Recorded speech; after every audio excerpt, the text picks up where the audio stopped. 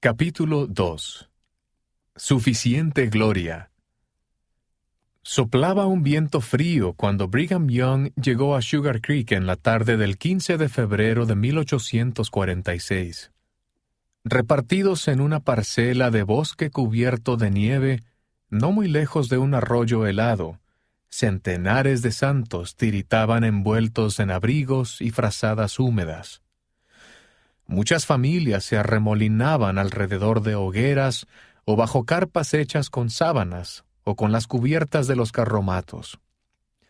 Otros se apiñaban en carruajes o carromatos para darse calor. Brigham entendió enseguida que debía organizar el campamento. Con la ayuda de otros líderes de la iglesia, dividió a los santos en compañías y llamó a capitanes para dirigirlas.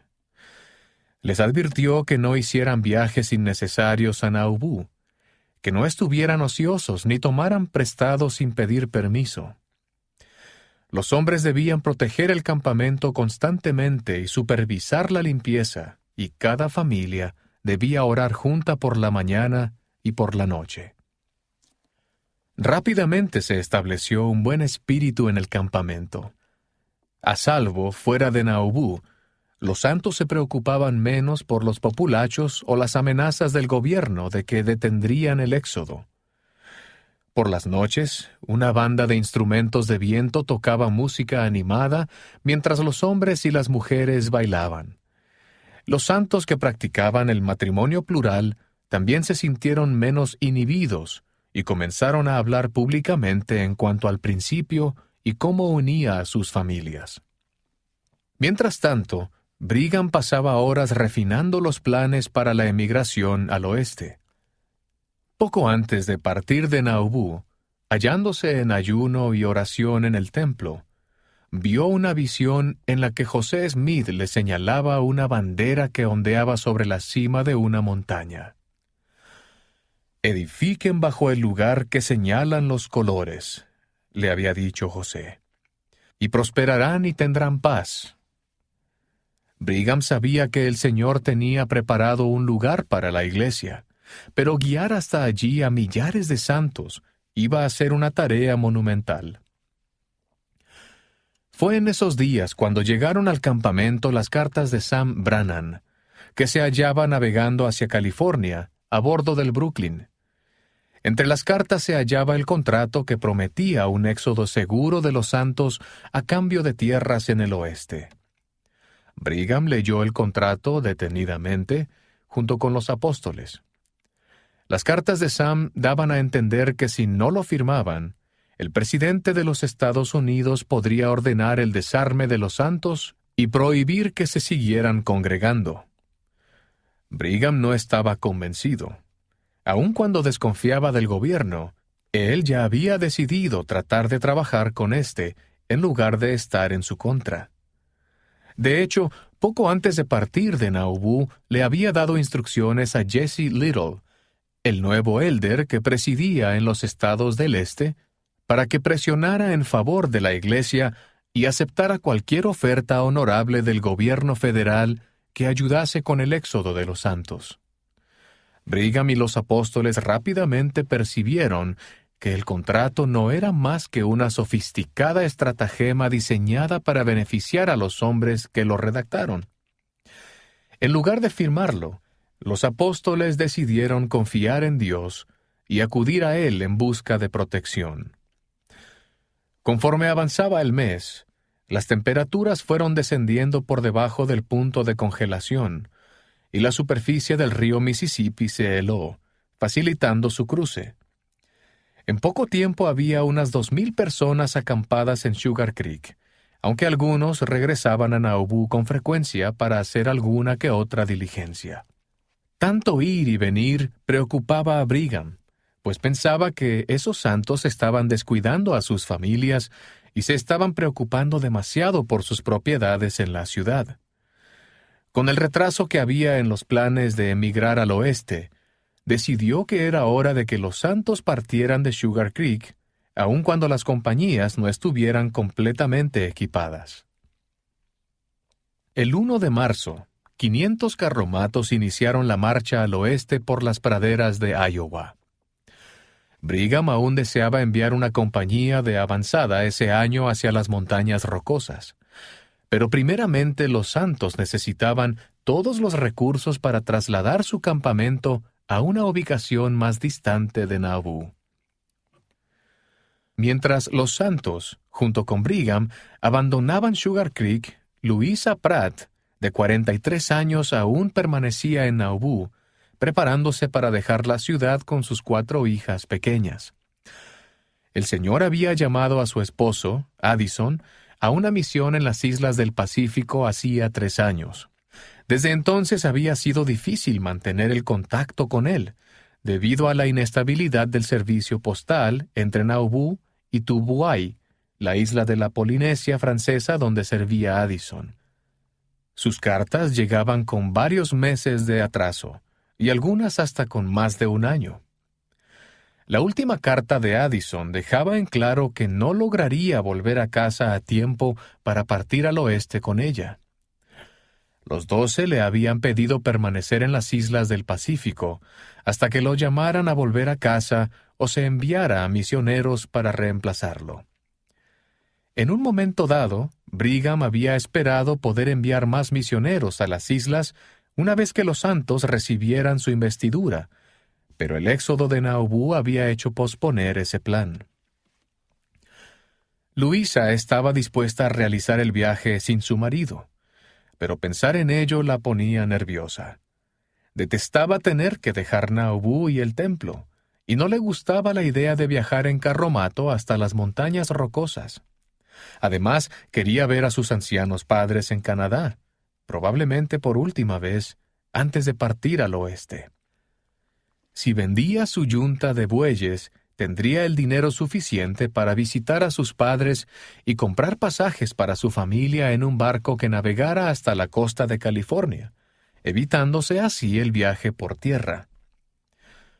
Louisa ya estaba casi decidida a ir a Canadá, pero algo no encajaba. Decidió escribirle a Brigham Young y comentarle sus preocupaciones en cuanto al viaje por tierra y su deseo de ir a ver a sus padres. Si usted me dice que la expedición en yunta de bueyes es la mejor vía hacia la salvación, entonces pondré en ello mi corazón y mis manos, le escribió. Y pienso que podré soportarlo todo sin quejarme como cualquier otra mujer. Poco tiempo después, un mensajero le trajo la respuesta de Brigham. «Vamos, la salvación en yunta de bueyes es la vía más segura», le decía. «El hermano Pratt se reunirá con nosotros en el yermo donde nos estableceremos y se sentirá terriblemente desilusionado si su familia no está con nosotros». Louisa consideró el consejo. Blindó su corazón para hacerle frente a las dificultades que le aguardaban y decidió seguir al cuerpo principal de los santos, ya sea para vida o para muerte. Esa primavera, los santos que viajaron a través de Iowa comenzaron a llamarse el Campamento de Israel, según el modelo de los antiguos hebreos a los que el Señor libró del cautiverio en Egipto. Día tras día combatían contra los elementos mientras la nieve y lluvia incesantes convertían la pradera de Iowa en un lodazal.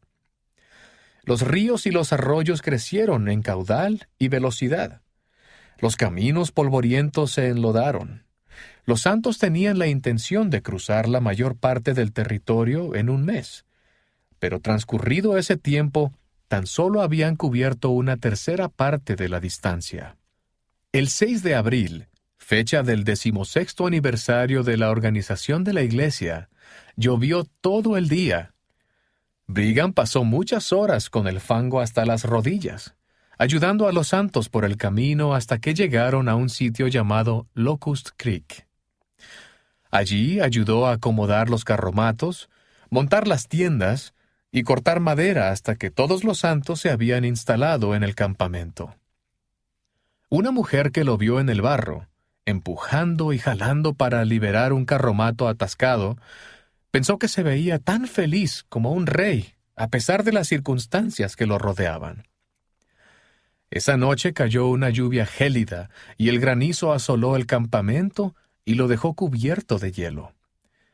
A la mañana siguiente, William Clayton, secretario de Brigham y capitán de la banda de músicos de viento, halló que el campamento estaba en una situación caótica. Muchas tiendas se habían deshecho y yacían extendidas sobre el suelo congelado. Un árbol había caído, aplastando un carromato. Algunos hombres de la banda se habían quedado sin provisiones.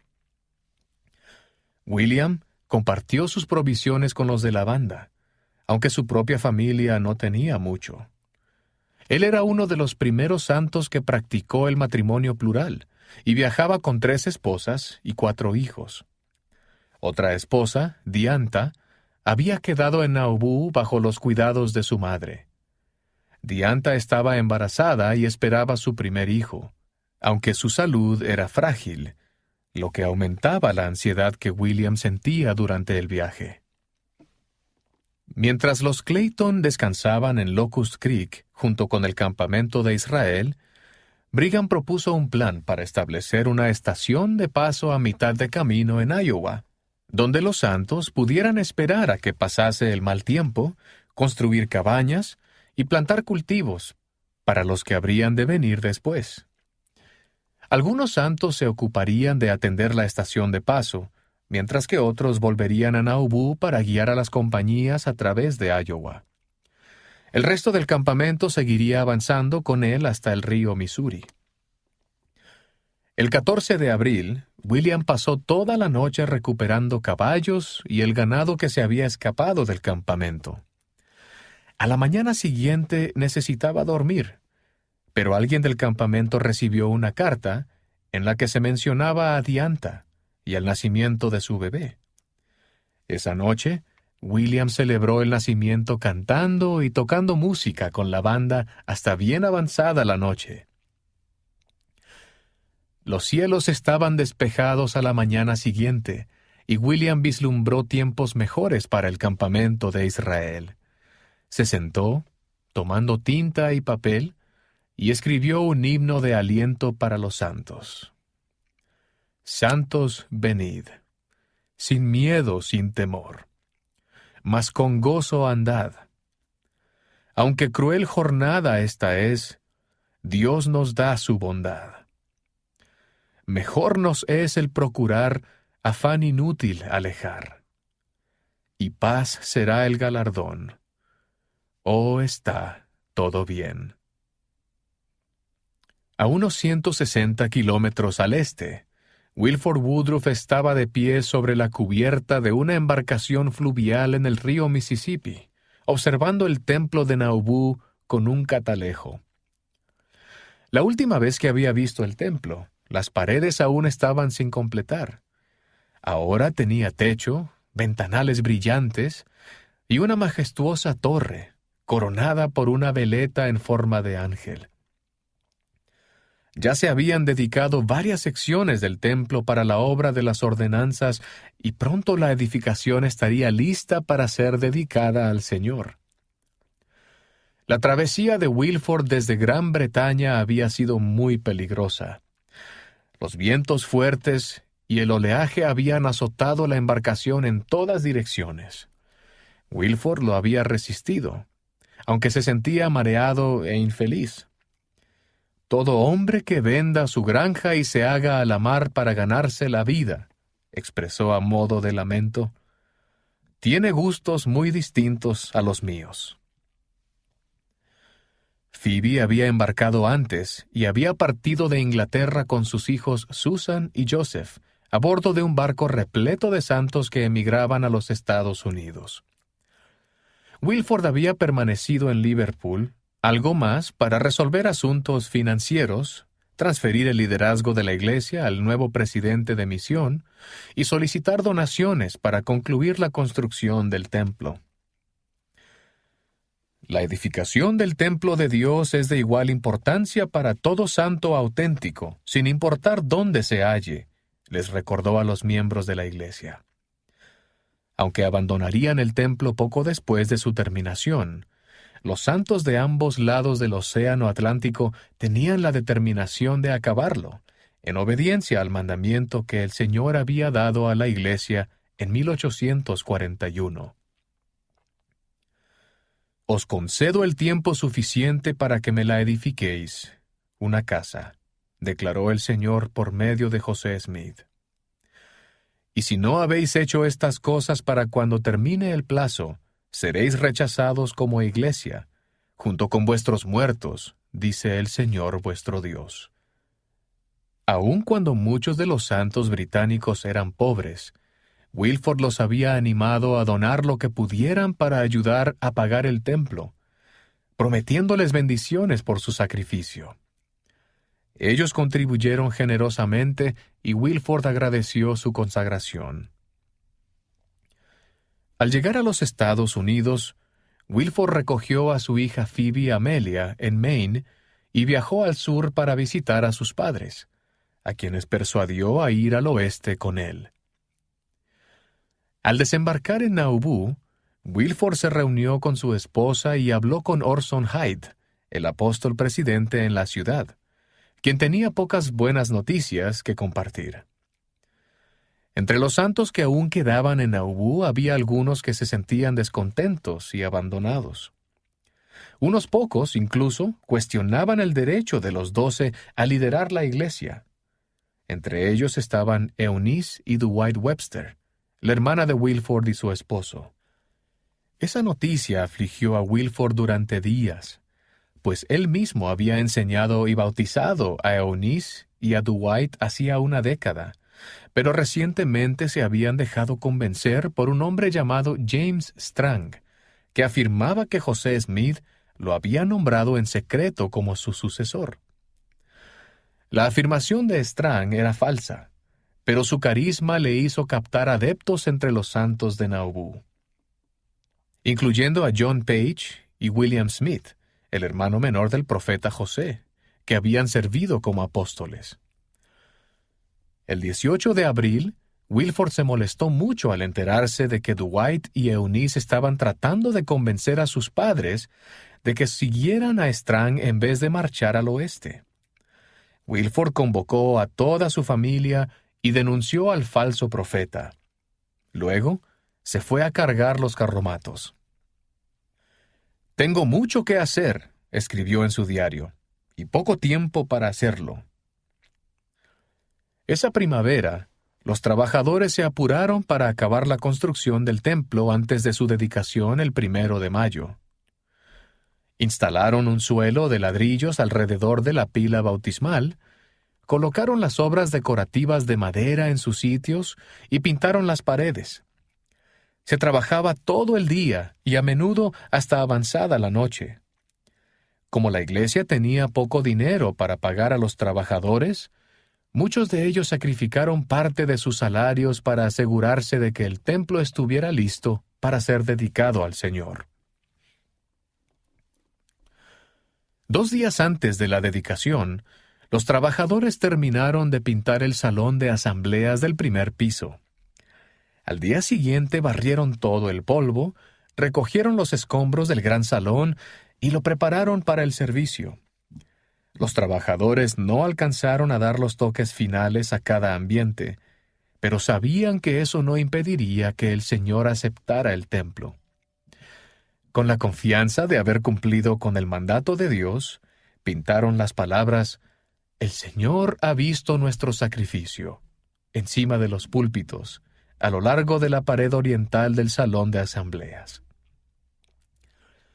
Siendo conscientes de la deuda que tenían con los trabajadores, los líderes de la iglesia anunciaron que la primera sesión de la dedicación sería un evento benéfico, y se pidió a los asistentes que contribuyeran con $1 para ayudar a pagar a los humildes trabajadores. El 1 de mayo por la mañana, Elvira Stevens, de 14 años, salió de su campamento al oeste del río Mississippi para cruzar el río y asistir a la dedicación. Elvira había quedado huérfana poco después de que sus padres se mudaran a Nauvoo y ahora vivía con su hermana casada.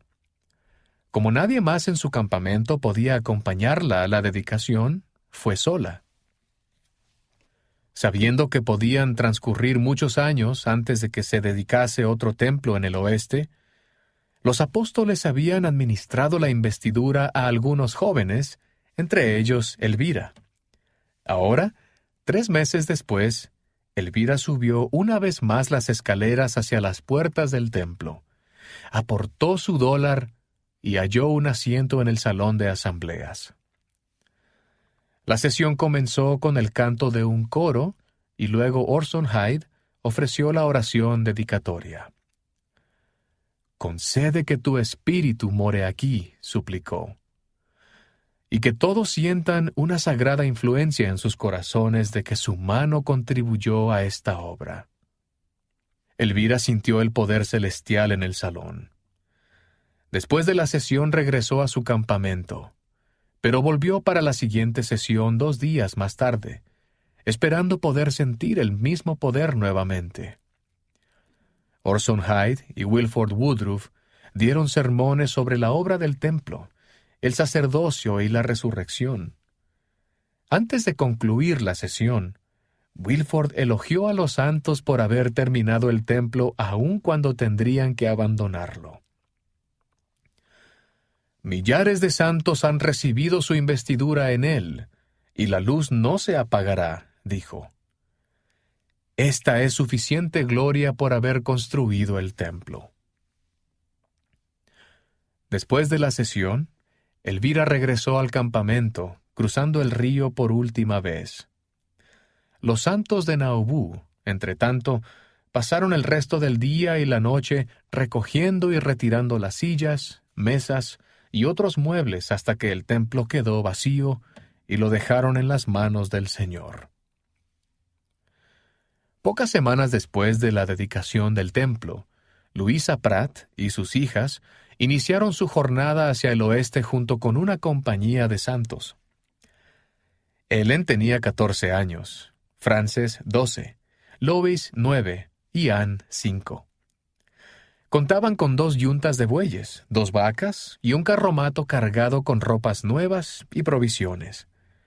Antes de cruzar el río hacia Iowa, Louisa se detuvo en la oficina de correos y encontró una extensa carta de Addison, fechada el 6 de enero de 1846, hacía 5 meses. Addison le contaba que ahora estaba en Tahití con algunos amigos de Tubuai, el matrimonio de Nabota y Telí. Iban de camino al atolón de Aná para ayudar a su compañero de misión, Benjamin Groward, en la obra misional. Le enviaba $60 a Louisa y palabras cariñosas para ella y las niñas. Addison esperaba poder servir entre los santos de las islas por muchos años más, pero no sin su familia. «Si puedes conseguir algún libro», le escribió, «y si tienes algo de tiempo libre, creo que tú y las niñas deberían comenzar a estudiar el idioma de Tahití, porque, en mi opinión, lo van a necesitar dentro de unos pocos años». La carta agradó mucho a Louisa y halló su viaje al oeste sorprendentemente gozoso. Las lluvias primaverales habían cesado, y a ella le encantaba ir a caballo bajo el cielo azul mientras un hombre contratado conducía el carromato. Se levantaba temprano cada mañana, recogía el ganado disperso y ayudaba a guiarlo durante el día. En ocasiones se preocupaba por lo mucho que se estaba alejando de sus padres y otros familiares, pero su creencia en Sion la confortaba. Las revelaciones hablaban de Sion como un lugar de refugio, una tierra de paz, y eso es lo que ella quería en su vida. «A veces me siento animada», escribió en su diario el 10 de junio. «El Señor nos ha llamado y nos ha señalado un lugar donde podremos vivir en paz, libres del terror de nuestros crueles perseguidores». 5 días después, Louisa y su compañía llegaron a Mount Pisgah, una de las 2 grandes estaciones de paso que los santos habían establecido en la ruta a través de Iowa. El campamento circundaba la base de unas colinas bajas e inclinadas que estaban coronadas con arboledas de robles. Tal como Brigham lo había concebido, Allí los santos vivían en tiendas o en cabañas de troncos y atendían los cultivos para proveer de alimentos a las compañías que vendrían posteriormente. Otras zonas del campamento eran pastizales para el ganado. Luisa escogió para su familia un sitio a la sombra de unos robles. El lugar era hermoso, pero el sol caía con fuerza sobre los santos acampados, muchos de los cuales estaban exhaustos tras haber batallado durante la primavera contra la lluvia y el lodo. «Que el Señor los recompense por todos sus sacrificios», pensó Luisa. Más adelante en la ruta, Brigham y el campamento de Israel se detuvieron en un lugar llamado Mosquito Creek, no muy lejos del río Missouri. Estaban hambrientos, tenían un retraso de 2 meses de acuerdo con el plan, y su pobreza era extrema. No obstante, Brigham insistía en enviar una compañía de avanzada hacia las montañas rocosas. Creía que un grupo de santos debía finalizar el viaje a esa estación, porque mientras la iglesia anduviera errante sin una sede, sus enemigos tratarían de dispersarla o de bloquearles la ruta. Brigham sabía, sin embargo, que equipar a ese grupo sería una carga excesiva para los recursos de los santos. Pocos contaban con dinero o provisiones sobrantes, y Iowa proveía pocas oportunidades para realizar labores a cambio de dinero. Para sobrevivir en las praderas, muchos santos habían vendido posesiones valiosas a lo largo de la ruta o habían realizado trabajos ocasionales para obtener dinero para alimentos y mercaderías. Conforme el campamento avanzaba hacia el oeste y los asentamientos poblados se hacían menos frecuentes, cada vez resultaría más difícil encontrar tales oportunidades. Además, otros asuntos preocupaban a Brigham. Los santos que no pertenecían a la compañía de avanzada necesitarían un lugar donde pasar el invierno. La tribu de los Omahas y otras tribus aborígenes que habitaban esas tierras al oeste del río Missouri estaban dispuestas a permitirle a los santos acampar allí durante el invierno, pero los agentes del gobierno se resistían a dejar que se asentaran por mucho tiempo en tierras reservadas para los indígenas. Brigham sabía, además, que los santos que habían quedado en Nauvoo eran pobres o estaban enfermos, y dependían de la iglesia para su traslado al oeste. Por un tiempo había confiado en que podría ayudarlos mediante la venta de las propiedades valiosas que había en Nauvoo, incluyendo el templo. Pero hasta ese momento esa iniciativa no se había podido concretar. El 29 de junio, Brigham se enteró de que 3 oficiales del ejército de los Estados Unidos se aproximaban a Mosquito Creek. Los Estados Unidos le habían declarado la guerra a México y el presidente James Polk había autorizado el reclutamiento de 500 santos para conformar un batallón destinado a una campaña militar en la costa de California. Al día siguiente, Brigham analizó esta noticia con Heber Kimball y Willard Richards. Brigham no tenía conflictos con México, y la idea de ayudar a los Estados Unidos le irritaba, pero el oeste podría convertirse en territorio estadounidense. Si los Estados Unidos ganaban la guerra, y ayudar al ejército podría contribuir a mejorar las relaciones de los santos con la nación. Y lo que era más importante aún, la paga que recibirían los hombres reclutados podría ayudar a costear la emigración al oeste. Nada más llegar los oficiales, Brigham habló con ellos y se enteró de que ellos habían recibido sus órdenes luego de que Thomas Kane, un joven de la costa este que tenía muchas conexiones, se había enterado de la difícil situación de los santos y había presentado a Jesse Little a importantes funcionarios gubernamentales en Washington, D.C. Tras ejercer algunas presiones, Jesse pudo reunirse con el presidente Polk y lo persuadió para que ayudara a los santos a trasladarse al oeste, reclutando a algunos de ellos para el servicio militar. Viendo los beneficios de ese arreglo, Brigham apoyó las órdenes sin reservas. «Esta es la primera oferta que el gobierno haya hecho para beneficiarnos», declaró. Propongo que se convoque a los 500 voluntarios y yo me esforzaré por ver que sus familias avancen hasta donde pueda llegar mi influencia, y que estén alimentadas siempre que yo tenga algo para comer. Drusilla Hendricks se enojó mucho por la decisión de Brigham de cooperar con los Estados Unidos. En 1838, su esposo James había resultado herido en el cuello durante una escaramuza con los habitantes de Missouri, quedando parcialmente paralizado. Al igual que otros del campamento, ella aún estaba resentida con el gobierno por no haber ayudado a los santos en aquella ocasión. Aun cuando su hijo William tenía edad suficiente para ofrecerse de voluntario al batallón, ella no quería dejar que se alistase. Debido a la parálisis de su esposo, ella dependía de la ayuda de su hijo. Los reclutadores visitaban el campamento a diario, a menudo junto con Brigham u otros apóstoles. Si deseamos tener el privilegio de ir a donde podamos adorar a Dios conforme a los dictados de nuestra propia conciencia, les testificaba Brigham, debemos armar el batallón. Muchos santos se tragaron su resentimiento y apoyaron la iniciativa, mas Drusilla no podía soportar ver partir a su hijo. En ocasiones el espíritu le susurraba, ¿tienes miedo de confiar en el Dios de Israel? ¿No ha estado contigo en todas tus tribulaciones? ¿No ha proveído para tus necesidades?